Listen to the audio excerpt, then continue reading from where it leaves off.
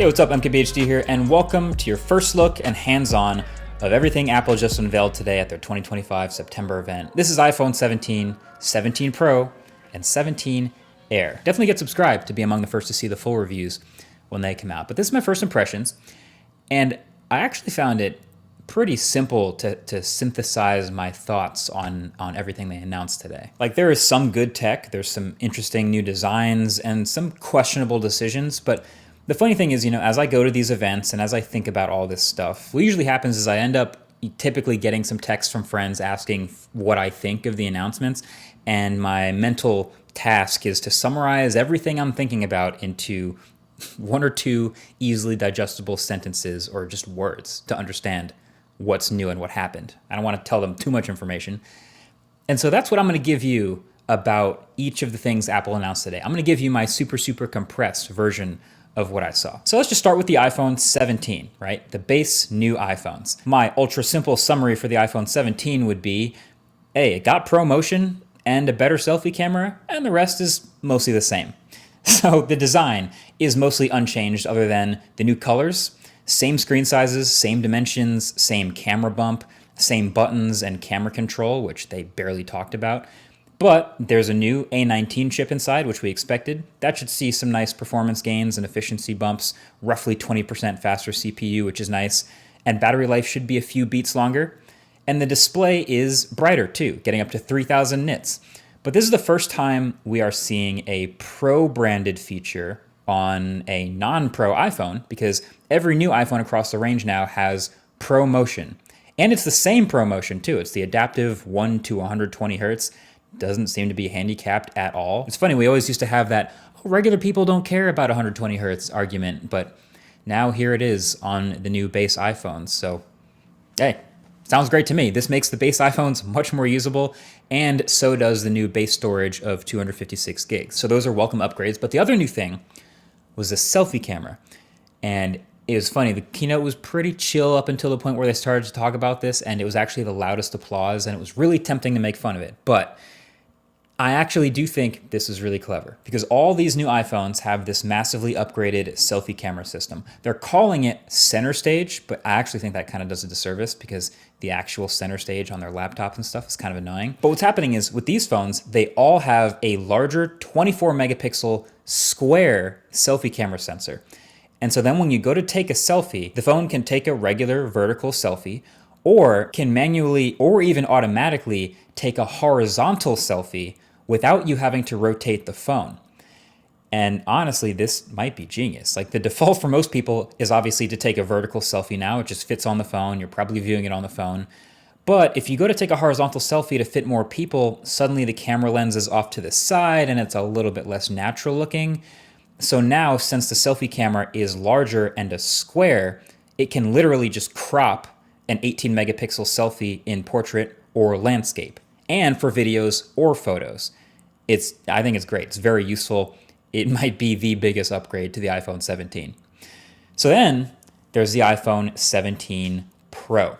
And my quick friendly summary of the Pro phones is, hey, they got better zoom and more battery and orange. So the Pro iPhones actually look a little bit different. There's actually quite a bit going on here with this new design. First of all, there's only 3 colors: cosmic orange, deep blue, and silver. Really bumming me out that there's no black Pro phone. But then I remembered dbrand exists. Never mind. But then the thing that's going to catch everyone's eye on the back is the camera bar up at the top, which is what Apple keeps calling in their keynote a plateau. It kind of looks a little bit like the Pixel's visor, or frankly what we've been seeing on a ton of other Android phones for years now, just a huge bar across the top of the back of the phone. But it's actually not just cameras in here. Apple's done some rearranging of the insides of the phone to actually shove more components, like the A19 Pro chip and the logic board and storage up here in that bar, so they could fill out more of the bottom of the phone with more battery.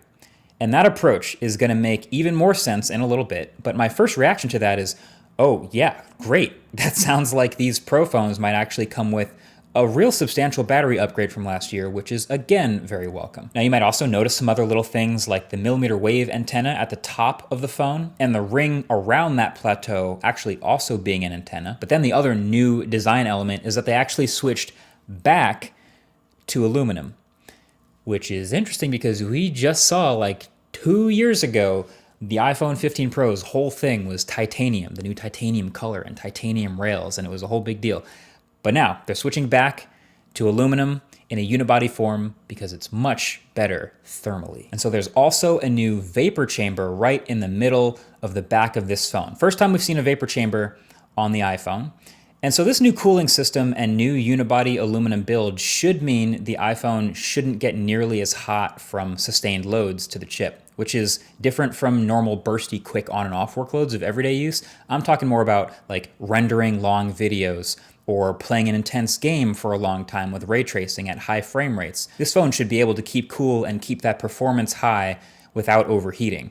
Apple is saying 40% better sustained performance. So yeah, this design, it is just a little bit more than meets the eye, you know, rearranging some components here and there, being more efficient, better cooling, and better battery. The number that they quoted on stage was 39 hours of video playback, which, whatever, dumb stat, video playback is kind of ridiculous, but okay, we'll take that. And I also looked up the iPhone 16 Pro Max's video playback, and that was also a great battery life phone. That one quoted 33 hours. So maybe up to like 10% battery life on this phone, which is sick. And then there's the cameras that I mentioned. They always go hard with Pro phones and cameras, and this generation is no exception, with the main improvement being the new 48 megapixel 4X telephoto camera. Now 4X might be a lesser number than last year's 5X, but that was a smaller 12 megapixel sensor. This new zoom camera is a 56% larger sensor and has way more resolution. It's 48 megapixels. So that is a smaller gap between the main camera and the zoom. And you should be able to continue to zoom further and crop more with less consequence now that you have 48 megapixels. The Pro phones also get the new selfie camera. They also get the new brighter display. These also got Qi 2 support. And then they also got some seriously pro features that I'm looking forward to testing, like Genlock Sync support and also ProRes RAW video, which I will hopefully be getting to test in an autofocus video coming up very soon. But of course, there was one more new iPhone, the iPhone Air. No number, just Air. And y'all know what that means? They're doing the ultra thin thing and they're leaning in hard. So this thing is a stunningly, ridiculously thin 5.6 millimeters at the thinnest part. And you can tell from the commercials, you can tell from my footage here, and you know, the first time I hold the phone, it has the same effect on me that the S25 Edge did from Samsung, which is just, it's so sick. Like, clearly nobody's asking for thinner phones, but once you hold one, it is pretty impressive that they're able to make something like this. But there are also absolutely some red flags that come along with this. So the basics are, it's a 6.5-inch ProMotion display. It's got the A19 Pro chip inside, titanium body. The new selfie camera, of course, is in there. And it has a single 48 megapixel fusion camera on the back with the new design again. Same camera as the iPhone 17, but with the nice plateau from the Pro phone. And then there's a new N1 chip inside for all the networking connectivity, which is Wi-Fi 7, Bluetooth 6, Thread, and a new, more energy-efficient C1X modem for cellular. I put out a short that basically already said this, but I really think this phone is gonna be a hard sell, because if you subtract emotions from it... Imagine being able to build anything just by thinking about it. Meet Base 44, a complete... It's the worst one. This is gonna jump in the lineup at $999. To hold one, it is pretty impressive that they're able to make something like this. But there are also absolutely some red flags that come along with this. So the basics are, it's a 6.5-inch ProMotion display. It's got the A19 Pro chip inside, titanium body. The new selfie camera, of course, is in there. And it has a single 48 megapixel fusion camera on the back with the new design again. Same camera as the iPhone 17, but with the nice plateau from the Pro phone. And then there's a new N1 chip inside for all the networking connectivity, which is Wi-Fi 7, Bluetooth 6, Thread, and a new, more energy-efficient C1X modem for cellular. I put out a short that basically already said this, but I really think this phone is gonna be a hard sell, because if you subtract emotions from it, it's the worst one. This is going to jump in the lineup at $999. It replaces essentially the Plus phones in the lineup. And it is surrounded by other iPhones that are better than it in basically every way, other than being super thin and light. So it's a fascinating gamble. This phone has the same A19 Pro chip in it as the Pro phones, minus one GPU core. Interesting choice. Apparently it's a bit more efficient than the base A19, so that's good for battery life. But we also just heard a whole long list of choices Apple made with the Pro phones to make them more thermally efficient to not overheat, switching from titanium to aluminum and adding a vapor chamber to the back. But this phone is still titanium and absolutely does not have room for an advanced thermal solution or any sort of vapor chamber. So it sounds like this phone could get much hotter and throttle performance much quicker. It's a red flag. Now, we also know that ultra-thin phones have a tendency to be a little bit less durable. They've bent over the years, and I'm not going to be the first one to point this out. I mean, I'm sure are already glued to Jerry Everything's channel for his bend test. And Apple, of course, has thought about this. They've for sure tested this, and they're telling us it's the most durable iPhone ever. But, I mean, I'm looking at the phone, and I think it qualifies also as a red flag. And then we already know there is just no way battery life can be good on this phone, right? There's just no way. I've been reviewing phones for more than a decade, and all signs point to it being trash.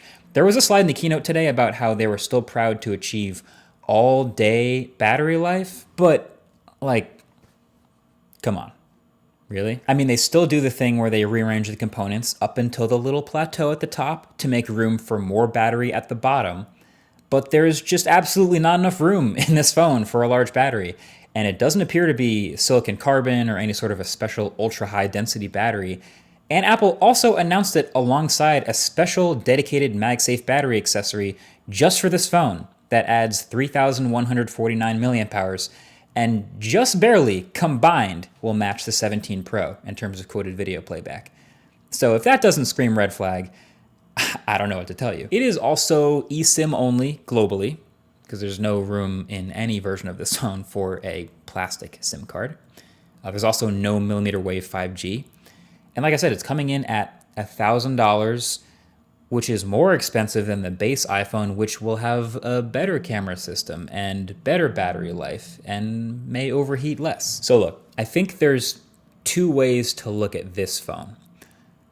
This is either Apple just throwing something new at the wall and seeing if it sticks. Like we just saw them try, okay, they had the mini phone for like 2 years and that really didn't sell that well. So then they moved to the Plus and that was also a little bit underwhelming. So now they're trying that same spot in the lineup for a ultra thin phone and seeing if maybe they can market that to turn into some more sales. So you can see it as that, or you can see this as a visionary, long time in the making preview at the future of all phones. Like maybe someday in the future, every phone will be this thin. And Apple is just now today getting the tech together with the battery and display and modem and Apple Silicon to make this phone possible. Maybe kind of like how the first MacBook Air sucked and was underpowered, but then eventually all laptops became that thin.